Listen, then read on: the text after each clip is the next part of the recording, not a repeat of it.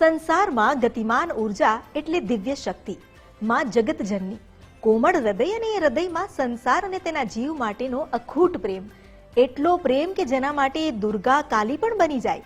આવી પ્રેમાળ માં દિવ્ય શક્તિના ભગવતી જગદંબાના કરીશું દર્શન અને માનું દિવ્ય સ્વરૂપ મનમાં સ્થાપી મેળવીશું માં અંબાના આશીર્વાદ. જેને માટે આપણો આજનો પડાવ છે હિંમતનગર હાઈવે પર આવેલું ગિયોડ, જ્યાં શક્તિ મંદિરમાં બેઠા છે માં અંબા. ॐ सर्वमङ्गलमाङ्गल्ये शिवे सर्वार्थसाधिके शरण्ये त्र्यम्बके गौरी नारायणी नमोस्तुते.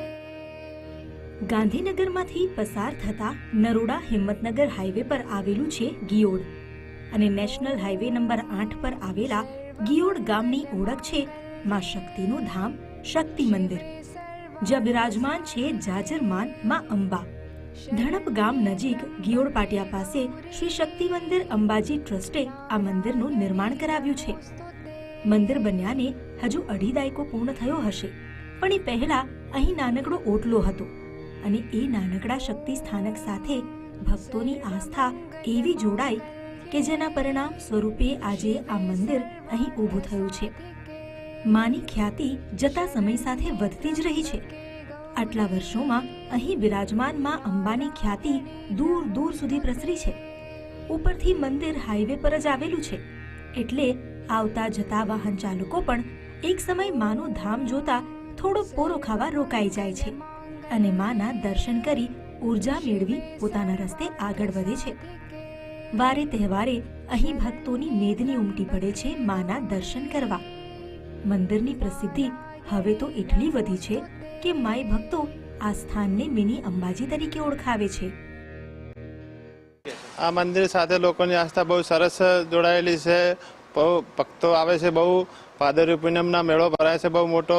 દરેક પૂનમની વસ્તી બહુ હોય છે, રવિવારની હોય છે, શનિવારની હોય છે. ભાવિ ભક્તોની આસ્થા પૂરી કરે. આ નવરાત્રિના દિવસે માતાજીના અનુષ્ઠાન થાય છે, નવચંડી યજ્ઞ થાય છે. ચૈત્ર નવરાત્રિ, આસો નવરાત્રિમાં બહુ વસ્તી આવે છે. ભાવપૂર્વક દર્શન કરે છે માતાજીના. બધાની માતાજી મનોકામના પૂર્ણ કરે છે એવા ભક્તો જણાવે છે અમને એમ.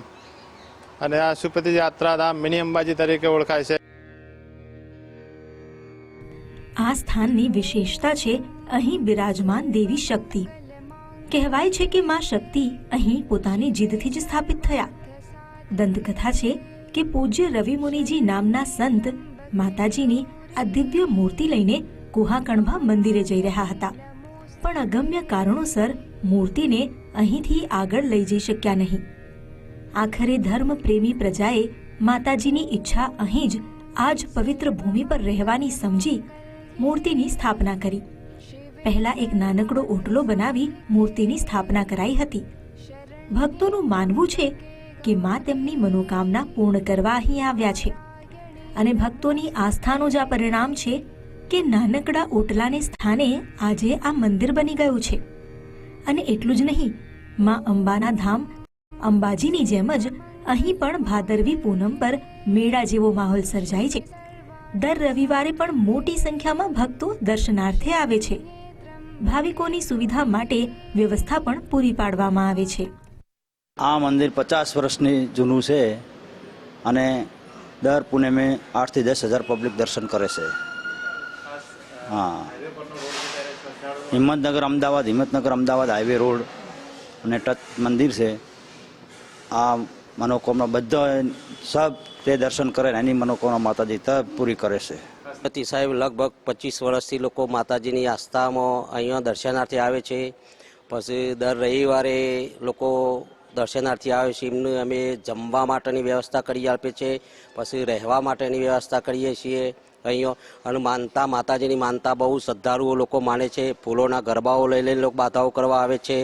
ચાલતા રથ લઈને માતાજીના દર્શન માટે આવે છે અને અહીંથી પગપાળા માટે અહીંથી આવીને પાછા જાય છે.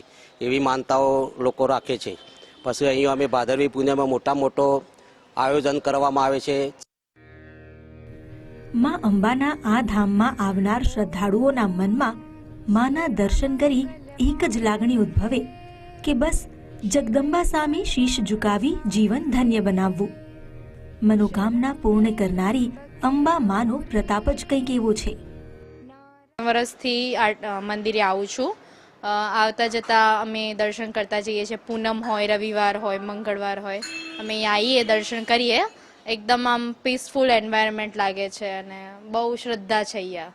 એ સારું લાગે છે અહીંયા આવવાથી. એ રીતનું છે કે મનની ઈચ્છા હોય તો આમ માતાજીને શ્રદ્ધાથી માગો તો પૂર્ણ કરે છે માતાજી. એ રીતનું છે. મા માટે તો અહીં આવનાર દરેક ભક્ત તેનું બાળક જ છે, જેને તે સ્મિત સાથે દર્શન આપે છે. એક તરફ શક્તિ ધારિણી સિંહ વાહિનીની ઉર્જાનો પ્રસાદ મળે છે, તો બીજી તરફ માના મોહક સ્મિતના દર્શન કરી ભક્તોના હૈયા હરખાઈ જાય છે. સચિન કડિયા, ગુજરાત ફર્સ્ટ, ગિયોડ, ગાંધીનગર.